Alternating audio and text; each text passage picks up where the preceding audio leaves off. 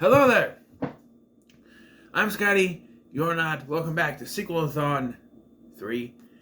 And we are doing Fortress Sniper's Eye, the sequel to the 2022 sequel to the 2021 film Fortress.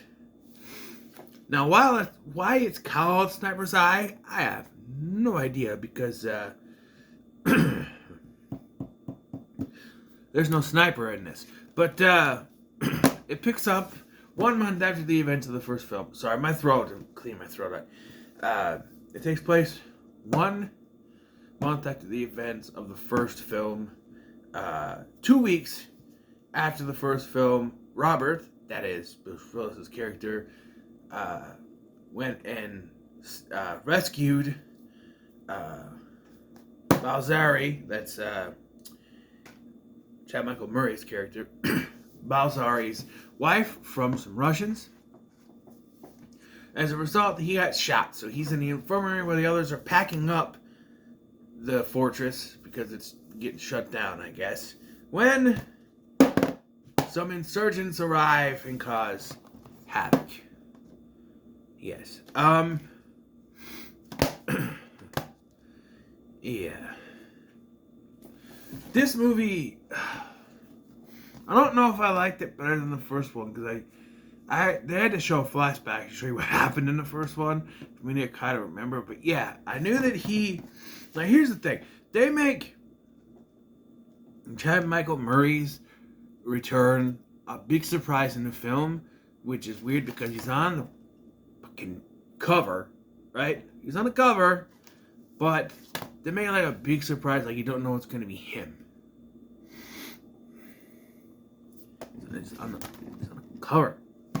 And if you didn't get it from that, you know that at the end, there's a mid-credit scene in the last one that showed him still alive. So, you know, that sort of thing.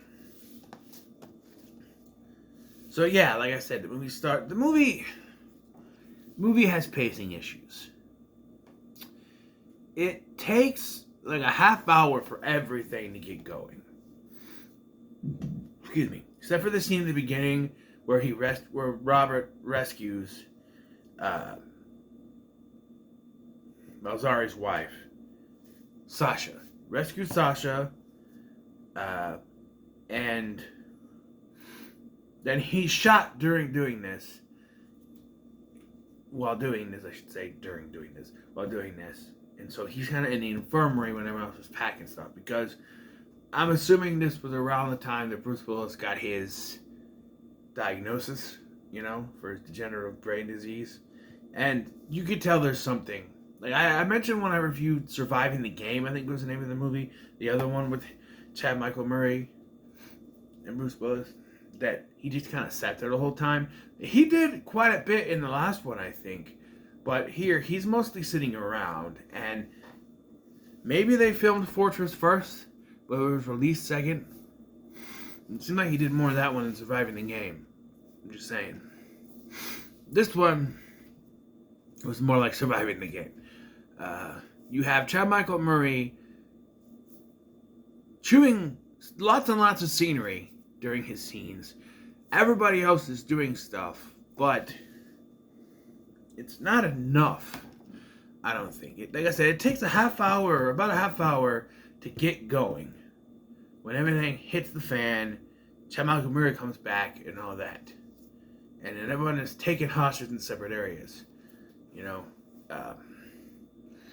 eventually, Paul, that's Jesse Metcalf's character, gets free.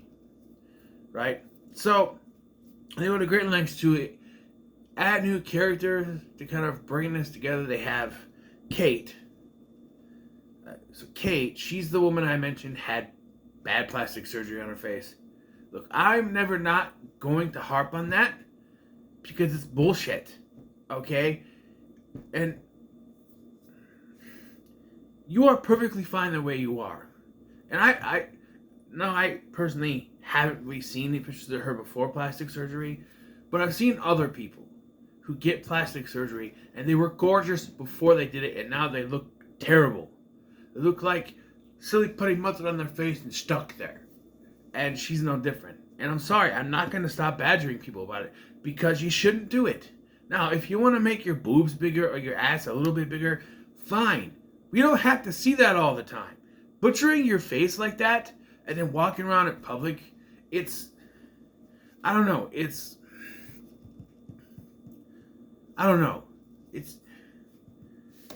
You're ruining your face, is what it is. And so, yeah, Kate, she's the one with the plastic surgery I mentioned from the last film.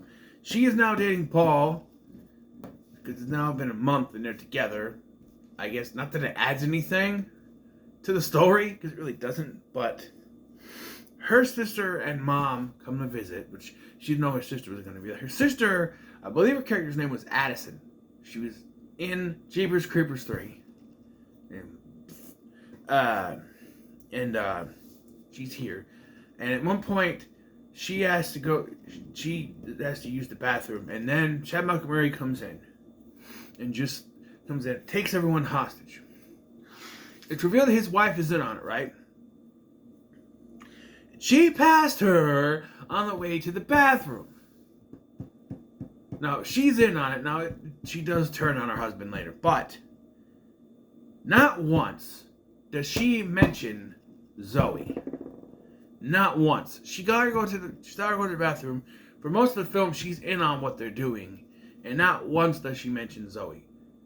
Zoe is not dealt with because they need her to run around for the rest of the plot to work.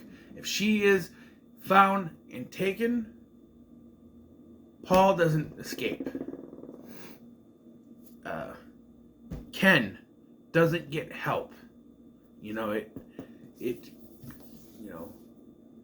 Ken might get killed. Ken Blaine, Master Sergeant Ken Blaine, who he was just in this one. He's right there. He's right there. He was Anthony. He's right there. He got the longer hair there. But yeah, he is badass in this. But again, he does most of the work, I guess. Because you have Paul, and you think, okay, Bruce Willis can't do anything, so Paul's going to be the one to start going after people. Right? This is rated R. Okay. Right? No. His ass gets tranked. And then Zoe just leaves him somewhere, hides him somewhere, so no one can find him, and then takes off. So he's knocked out. So Ken does some of the heavy lifting, but it's all out in the field. I feel like they could have had Paul carry this film. No, especially if by now they knew that Bruce Willis wasn't going to be able to do it. I am pretty sure they changed the ending of this film. Because I can't find anything on it anymore. But it was supposed to be a trilogy. But then Bruce Willis's diagnosis came and they changed it to just 2 films. I can't find anything about a potential 3rd film anywhere anymore. Or if they ever really wanted to do 3 films. It's now a duology everywhere I look. Probably covering their ass saying, oh yeah, we weren't going to do a 3rd one anyway. But I'm pretty sure they were. So I'm pretty sure they changed the ending to this. Because it feels like it's a concrete ending. And I'm sitting here going, okay, so I know that they filmed this. And they wrote it to be a 3 film. So what's the hook for the 3rd one we're not going to get? There's no hook. There's no continuation. There's a thing with Sasha at the end, and I thought, oh, are they going to set her up to be the new villain? No, it's just music playing, and she's like, and then it cuts to the credits, and I'm like, what the hell was that? So yeah, it's definitively only 2 films. But I know there's a way they could continue, right?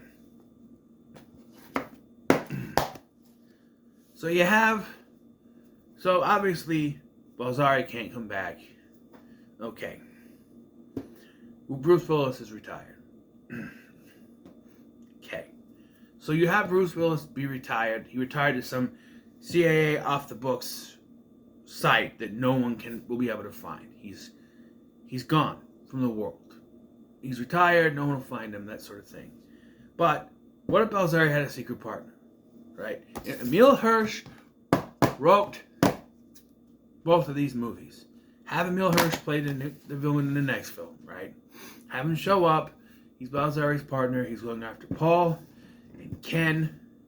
He kidnaps Zoe and the mom. So our boys and Kate, they have to save her. But where does he take her? The fortress. So now they have to get back in to the fortress, which has now been, recertified, sort of thing. So it's them trying to break into the fortress to save them. It could work.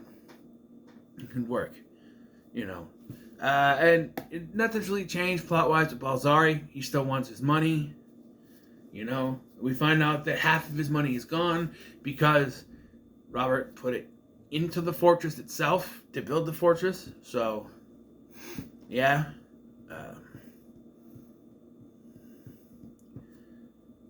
Yeah. I understand why they're not doing another one. They don't want to do it without Bruce Willis. But I feel like in this film, they knew that Bruce Willis wasn't going to be able to do much of the stuff. So you have Ken going around doing shit, killing people, whatever. No, not killing people. There is so much knocking people out in this movie. And at one point I'm like, if you would have just killed them, you wouldn't have this problem. Right?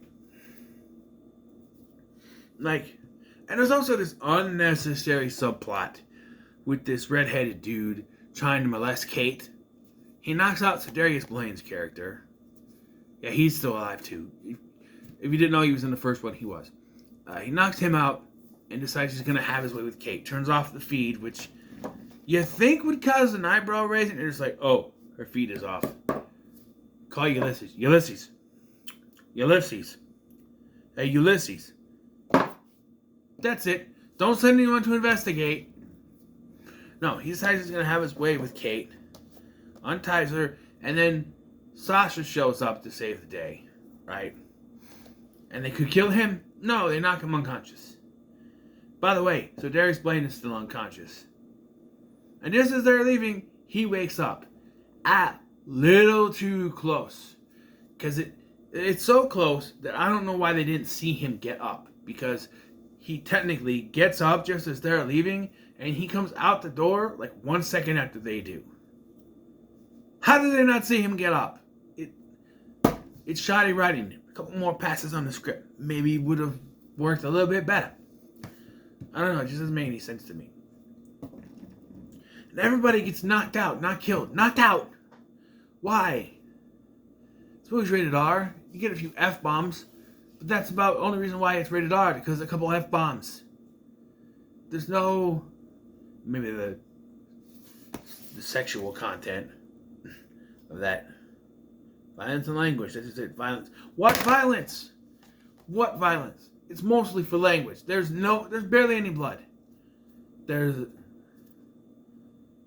couple of explosions. Even the end explosion, where Robert puts a grenade that was foreshadowed at the beginning of the movie into him. The explosion's off screen. You don't see it. You just see aftermath with some blood sprinkled around. And everyone else just gets knocked out. I think maybe those dudes on the zip line got hung to death or something. I don't know. But I don't know. It's a little disappointing. Like, what? I'm sitting here watching this and I keep going, why are you not killing them? Why are you knocking them unconscious? Like, I understand Zoe coming up behind one dude, knocking him in the head. That's one thing. Fine. And she can't really do anything about it. There's one kill. Zoe. Zoe kills a dude to protect Ken. And I think he kills a couple others, but mostly you're just knocking people out. And then the rapey dude gets killed by Sedarius Blaine. But yeah, and of course, it's heavily foreshadowed, too much foreshadowed that the wife's going to turn on him. Because she keeps having flashbacks when she was every time they show Kate tied up, she keeps having flashbacks when she was tied up. And like he promised that they weren't gonna hurt anyone, but they have, you know. But yeah, I'm gonna give this the middle of the road. I don't want to talk about this movie anymore. I'll give it the middle of the road. Like I said, I don't know if it's better than the first one or not. I should have watched both of these back to back. Maybe I would. Maybe one of these days I'll do that. But I think they're both better than Surviving the Game. That's for sure. But but yeah. So oh, by the way, this is a substitute because this wasn't on my list. It wasn't on my list. I keep forgetting I have it. But it was going to be Ginger Strikes Back, and then I realized that's the only prequel in a bunch of the lineups that is all sequels. So I'm like, nah, what do I have in my voodoo I can do? And I saw this. So there you have it. What is next? I don't know. We shall see. Anyway, what are your thoughts on Fortress Sniper's Eye? Why is it called that? There's no snipers anywhere in this movie. Like, nowhere. It doesn't make any sense. I thought maybe Sniper's Eye is a program or something, but no, he's still just after the money. So I don't know. Anyway, thank you for watching. I'm Scotty, and I'll see you in the next one.